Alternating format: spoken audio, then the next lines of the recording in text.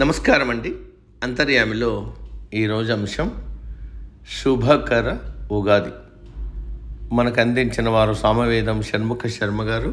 వినిపిస్తున్నది మీ విజయభాస్కర్. చైత్రశుద్ధ పాడ్యమి నూతన సంవత్సరారంభం. సృష్టికి ఆరంభ దినం అన్నది ధర్మశాస్త్రాల మాట. బ్రహ్మదేవుడు ఈనాడే సృష్టిని ప్రారంభించాడు కనుక ఇది కల్పానికి ఆది తిథి అని కూడా ధార్మిక గ్రంథాలు చెబుతున్నాయి.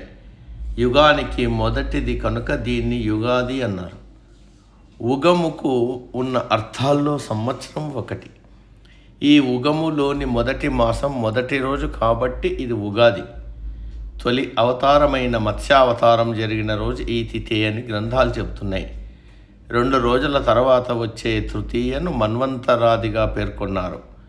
ఏది ఏమైనా అనేక ప్రాధాన్యాలు, పవిత్రతలు, దివ్యత్వాలు కలిసినది ఉగాది అన్నది సుస్పష్టం. అందుకే అనేక సత్కర్మలను కర్తవ్యాలుగా శాస్త్రాలు నిర్దేశించాయి. ఉగాది బ్రాహ్మీ ముహూర్తంలో నిద్రలేచి అభ్యంగ స్నానము చేసి నూతన వస్త్రాలు ధరించి శుచిగా దేవతారాధన చేయాలి. విఘ్నేశ్వరుణ్ణి, సరస్వతిని, గురువులను, దైవాజ్ఞులను పూజించి ఉగాది ప్రసాదాన్ని స్వీకరించడమే పండుగ ప్రత్యేకత. వేపపూత, బెల్లము, మామిడి ముక్కలు, నెయ్యి కలిపి భగవంతుడికి నివేదించి దాన్ని ప్రసాదంగా స్వీకరించాలి. మరొక ముఖ్య విషయం పంచాంగ శ్రవణం. ఒక రోజులో ఉన్న తిథి, వార, నక్షత్ర, యోగ కరణాలను పంచ అంగాలని అంటారు. అలా ఏడాది పంచాంగాలను తెలియజేసేది పంచాంగం. ఈ ఏడాది ఎలా ఉండబోతుందో అనే ఉత్సుకతతో చాలామంది పంచాంగాన్ని వింటారు. ఇష్ట దేవతారాధనతో, కాల దేవతల అనుగ్రహాలతో సంవత్సర కాలం శుభదాయకంగా ఉండాలనే సద్భావం ఈ పంచాంగ శ్రవణ ఉగాది కృత్యాల నిర్వహణలో ఉంది.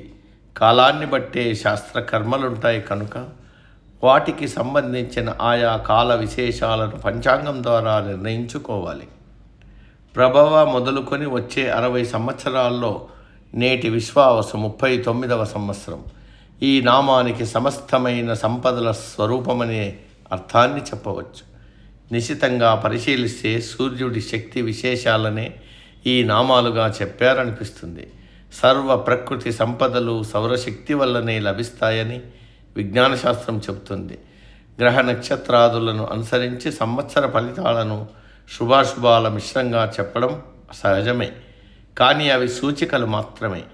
మన సత్సంకల్పాలు, సద్భావనలు, సదాచరణలు బలంగా ఉంటే కాలంలో అన్ని భాగాలు శుభంగానే పరిణమిస్తాయి.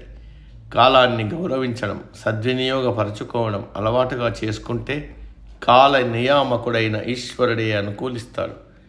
అప్పుడు కాలము శుభదాయకమవుతుంది. విశ్వావసు అనేక సస్యాలతో సువృష్టిని కలిగిస్తుందని, సత్కర్మలు జరుగుతాయని సంవత్సర స్వరూపాన్ని చెప్పే కాలశాస్త్రాలు సూచించాయి. సంవత్సర స్వరూపుడైన కాలరూప నారాయణుడు సమస్త మానవాళికి ప్రకృతి క్షేమాన్ని ప్రసాదించాలనే శుభాకాంక్షలతో నూతన సంవత్సరానికి స్వాగతం పలుకుదాం. సమాప్తం. సర్వే జన సుఖినో భవంతు. అందరూ బాగుండాలి, అందులో మనం ఉండాలి.